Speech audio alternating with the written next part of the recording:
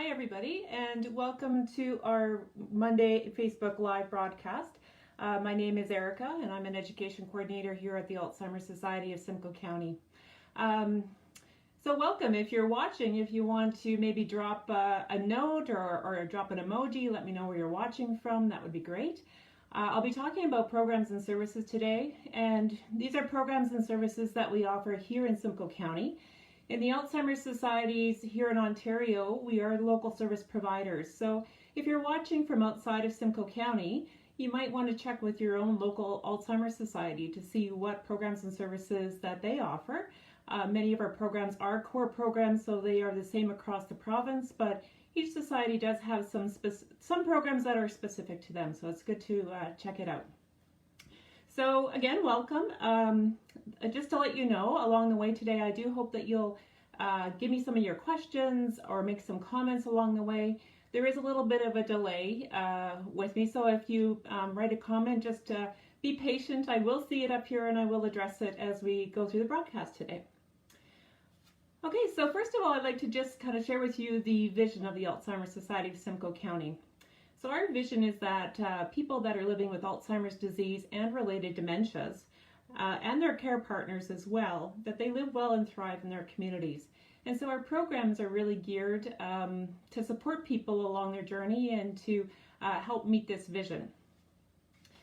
First of all, our main office. Our offices are currently closed to the public due to COVID, but you can certainly reach us there. Our main office is located in Barrie, Ontario, and we do have a satellite office also in Aurelia. You can reach us at our offices right now. Phones, probably one of the best way to reach us. The phone number is 705-722-1066. You could also send an email, which is simcoecounty@alzheimersociety.ca, or you can even just send us a message here on our Facebook page, and we will get back to you and answer your questions or get you connected to any of the services that I'm talking about today. So first of all, accessing our services, we hope that when somebody gets diagnosed with dementia, whether it be Alzheimer's disease or another progressive dementia like vascular dementia or Lewy body dementia, that the healthcare provider that they're seeing will connect them to the Alzheimer's Society by sending us a First Link referral. When that happens, we have our First Link care navigator who then reaches out to that family that's been referred and talks with them a little bit about their situation, finds out what kind of needs that they have, gets them connected to our programs, but also can connect them out to other programs in the community. For example, maybe they need some support with transportation, get them connected to local services that can provide that, or the adult day programs. So it's a great way to start navigating those healthcare services. But you don't need a healthcare provider to get referred to the Alzheimer's Society. A lot of people just self-refer. You can contact us by calling us or sending an email or putting a message here on our Facebook page, and we'll start the process to get you connected to services. So don't feel like you need a doctor to get referred to our services. You can certainly refer yourself. So when we think about the information and referral, so our First Link Care Navigator often sends out an introductory package with a lot of different information that's included in that.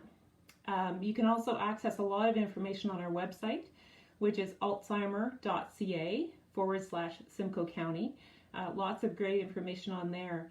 But you can also even reach out to me, and as an education coordinator, I can connect people with different information that they're looking for. So if, again, if you want to just call our office at 705-722-1066, and they can get you connected to me. So as we go along today, if you wanted to engage with us and maybe tell us if you've accessed some of our services, if you feel comfortable doing so, or maybe drop a heart or let us know what your experience with our services are, that would be great. Or if you have any questions, please feel free to ask them. So one of our core services is supportive counseling. We do have 5 family support coordinators on our staff. Each one works in a specific geographic region. Our family support coordinators are really the primary support person for families. So they often provide that emotional support, especially right now during COVID when people are having a really tough time. But they can also get people connected to services as well. So maybe as they're talking with a client and they realize that somebody needs a certain kind of support in the community, they can help facilitate that connection.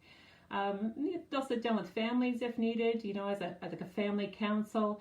So they really are sort of like the go-to person that a family will have. So when they're having issues, they know they can contact their family support coordinator and get the support that they need. We also have 5 peer care partner support groups. Sorry about that. So we have 5 groups that meet monthly, and there are different times. So there's a few that are evening or during the day and different days of the week. So there's 5 that run monthly, and they are that peer-led support. So it is care partners supporting other care partners. Of course, right now these programs are being run virtually over Zoom, but they still are, that is available for people if they want to connect with other care partners and talk about what they're going through with others that understand the journey. As far as education programs go, so as the educator, this is my area. We have right now we're doing a virtual 6-week program for people who are living with dementia. It's called Living Well with Dementia. It is 1 hour once a week, and we talk about, we're running one today, we're talking about living safely, and so looking at risk and having conversations around risk, which is a really important topic when you're living and thriving in your community. How do you do that safely? We also talk about topics like building resiliency and adapting to changes. So that program is being run for people living with dementia, and they often attend with their partner in care, often their spouse or partner or one of their kids or a good friend or whoever. But you don't need to attend with somebody else. I can certainly attend alone as well. And I offer a lot of different education programs for family and friends. And so with family and friends, when you're that main support person for a person living with dementia, knowing more about the disease and the changes that it brings and some support strategies to help that person that you care about, it can be really, really helpful. It can really prepare you to help manage the changes through the journey. And so if you're watching out there today and you're interested in that, we are offering our introductory course for care partners this evening, actually. And it's not too late to attend if you're interested. You can just send a message on the Facebook, or again, you can call our office and join us tonight. So again, these programs are being offered over Zoom. Another role that I have is to do public awareness and education. So that's why we're going on to our social media sites to do these live broadcasts. Because of course right now with COVID, we're not going into retirement homes and libraries and all the things that we normally do to help create awareness by doing those in-person presentations. So we're making use of these social media tools to help bring awareness out to the community. I do sometimes do some education for healthcare providers as well, although there are other people in the system that do that healthcare training, but that is an option.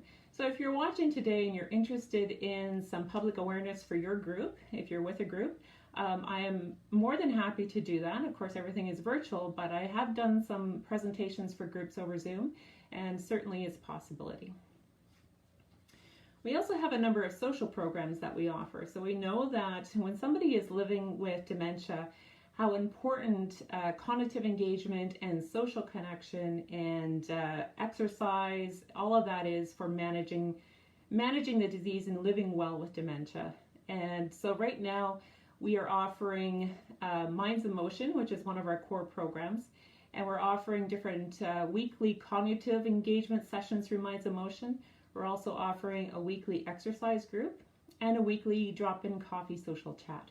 And so these are the ways that we're trying to get people connected. Of course, right now, this is a real issue for many of the people that we support because they are so isolated, not getting out to their usual activities and accessing their usual supports.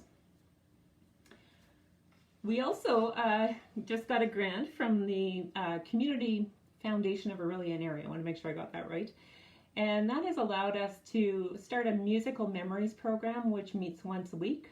And we have a music therapist from Music Therapy Services Simcoe County who is coming in and doing that program for us. They're running in 6-week blocks. So there's one running right now, but there'll be another one that's starting in January. So we know that music is often a really great therapy for people living with dementia. So we're really excited to be able to offer that program. And we also have a funding that we received, and I have to get this right too, the Canada Emergency Community Support Fund through the United Way of Simcoe Muskoka.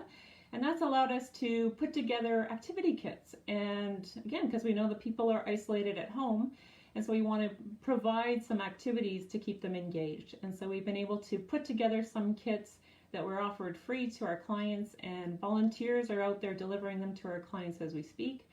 It's right in time for Christmas, so if you're interested in getting an activity kit for your family member, certainly let us know. Again, you can comment send us a message here through our Facebook feed, or you can call our office at 705-722-1066, and then we can get you connected with an activity kit. So just a few statistics for you. So those are our core programs that we're offering. So the support programs, the education programs, and then that social engagement piece. We do, just last year's statistics, we offered services to 1,159 people in Simcoe County, and 1/3 of those were people living with dementia. So we are seeing that number increase each year, that more and more people living with dementia are accessing our services. Again, if you don't live in Simcoe County, there's an Alzheimer Society where you live who will offer many of these similar services. So the core services, the support services, the education programs, and in most places Minds in Motion are core services.